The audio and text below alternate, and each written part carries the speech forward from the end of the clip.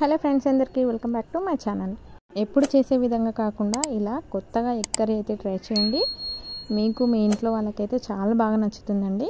ఈ కర్రీ కోసం ముందుగా మనమైతే ఆనియన్ అయితే కట్ చేసి పెట్టుకోవాలి. నెక్స్ట్ వచ్చేసి స్టవ్ వెలిగించేసి కడాయి పెట్టేసి అందులో 2 టేబుల్ స్పూన్స్ ఆయిల్ అయితే వేసుకోవాలి.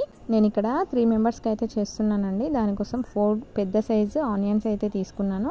ఇలా సన్నగా చాప్ చేసి పెట్టుకొని ఆయిల్ కొంచెం హీట్ అయిన తర్వాత అందులో అయితే యాడ్ చేసేసుకోండి. నెక్స్ట్ వచ్చేసి అందులో పసుపు, అల్లం వెల్లుల్లి పేస్ట్, కొద్దిగా సాల్ట్ అయితే యాడ్ చేయండి. సాల్ట్ యాడ్ చేస్తామంటే మనము ఆనియన్స్ అనేవి తొందరగా అయితే మగ్గిపోతాయండి, మాడకుండా. దానికోసమే నేను సాల్ట్ అయితే ముందుగా యాడ్ చేస్తాను. వీటన్నిటిని బాగా కలిపేసి కొంచెం పచ్చివాసన పోయి ఆనియన్ మగ్గే వరకు మూత ఉంచేసి అయితే పెట్టేసేయండి. ఆ తర్వాత మూత తీసి ఇలా ఒకసారి బాగా కలిపేసుకొని అందులో మీ టేస్ట్కి సరిపడా కారం అయితే యాడ్ చేసేసుకోండి. ఈ కర్రీ కొంచెం స్పైసీగా చేసుకుంటేనే టేస్టీగా ఉంటుందండి. ఎందుకంటే ఆనియన్స్ ఎక్కువ యూస్ చేస్తాం కాబట్టి ఆనియన్స్ ఎక్కువ వేస్తే కొంచెం తీపి అనేది యాడ్ అవుతుందండి. అందుకనేసి స్పైసీ ఎక్కువగా యాడ్ చేసుకుంటేనే మీకు తినేటప్పుడు పర్ఫెక్ట్గా అయితే వస్తుంది. మీకు కావాలంటే కారం యాడ్ చేసిన తర్వాత ఒక చిన్న సైజ్ టమాటా కూడా మీరు యాడ్ చేసేసుకోవచ్చండి. మేమైతే ఇక్కడ స్కిప్ చేస్తామండి టమాటా, ఇంకా తీపి ఎక్కువ అవుతుంది అనేసి. అందులోనే గరం మసాలా కూడా యాడ్ చేసేసి ఒకసారి కలిపేసి మూత పెట్టేసేయండి.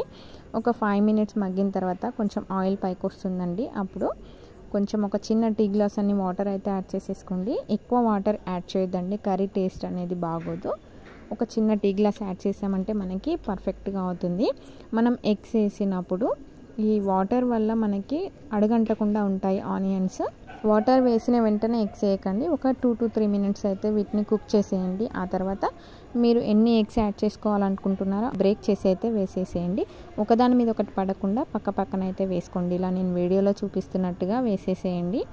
ఇలా వేసిన తర్వాత వీటిని కదిలించకుండా అలాగే మూత ఉంచేసి ఒక 5 to 6 మినిట్స్ అయితే కుక్ చేసేసుకోండి. కుక్ చేసుకున్న తర్వాత స్లోగా ఇవి బ్రేక్ అవ్వకుండా నేను వీడియోలో చూపిస్తున్నట్టుగా వీటిని టర్న్ చేసేయండి. ఇంకొక పక్క కూడా మనము నీట్గా వీటిని కుక్ చేసుకోవాలంటే వీటిని టర్న్ చేసుకోవాలి. ఇలా టర్న్ చేసుకొని కూడా ఒక 2 to 3 మినిట్స్ కుక్ చేసుకున్నారంటే మనకి ఎగ్ కర్రీలో ఎగ్ అయితే మంచిగా అయితే కుక్ అయిపోతుందండి. ఇలా ఆయిల్ పైకి వస్తుంది అంటే మనకి కర్రీ వచ్చేసి ఆల్మోస్ట్ రెడీ అయిపోయినట్టే. చివరిగా వచ్చేసి ధనియా పౌడర్, ఇంకా సన్నగా తరిగి పెట్టుకున్న కొత్తిమీరని అయితే యాడ్ చేసేయండి. నేను ఇక్కడ వీడియోలో ఆ క్లిప్ అయితే మిస్ అయిపోయిందండి. కొత్తిమీర యాడ్ చేసేసి ఇలా పైకి ఆయిల్ వచ్చే వరకు ఒక 2 మినిట్స్ కుక్ చేసేయండి. అంతే అండి, ఎంతో టేస్టీగా ఉండే ఎగ్ కర్రీ అయితే రెడీ అయిపోయిందండి. ఈ ఎగ్ కర్రీ వచ్చేసి మనకి చపాతీలోకైనా, పూరీలోకైనా, రైస్లోకైనా చాలా టేస్టీగా ఉంటుందండి.